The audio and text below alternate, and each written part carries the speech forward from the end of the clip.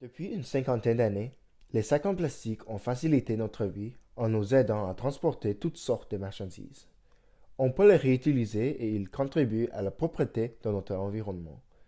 Cependant, les écologistes veulent les éliminer.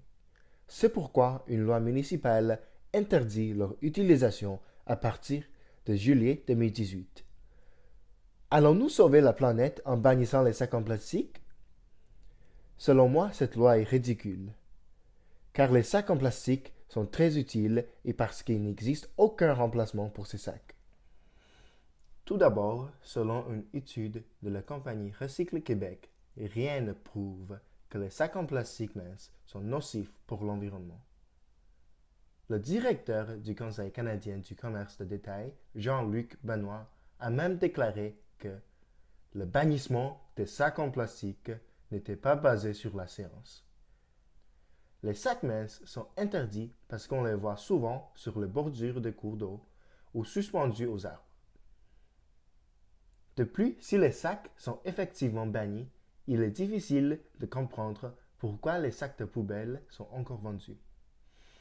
En effet, selon les résultats dévoilés par Recycle Québec, près de 78% des sacs sont réutilisés, notamment comme sacs de poubelle.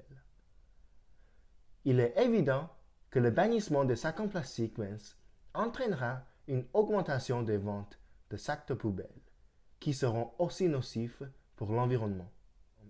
En outre, pour quelles raisons les sacs en plastique seraient-ils bannis s'ils sont autorisés pour emballer les publics sacs et les produits préemballés? Deuxièmement, il n'existe pas de remplacement pour les sacs en plastique mince, qui sont vraiment bénéfiques pour l'environnement. Selon le Craig, les sacs en plastique épais, qui n'est pas banni, doit être utilisé entre 4 et 6 fois avant d'avoir un impact moindre que le sac mince.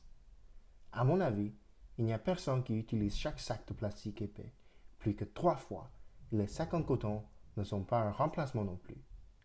En effet, d'après Recycle Québec, ce type de sac doit être utilisé plus de 3657 fois pour avoir un meilleur effet sur l'environnement qu'en utilisant un sac en plastique mince. Cela voudrait dire qu'un même sac de coton devrait durer environ 10 ans.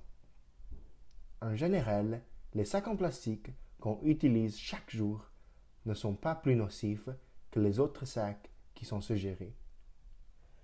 Pour conclure, il est ridicule de bannir les sacs en plastique mince car ils n'ont pas un grand impact sur l'environnement et il n'y a pas de vrai remplacement. Après tout, si on veut sauver notre planète en changeant les règles sur les sacs, la seule chose qu'on peut vraiment faire, c'est d'avoir une discipline et commencer à réutiliser les sacs qu'on a déjà.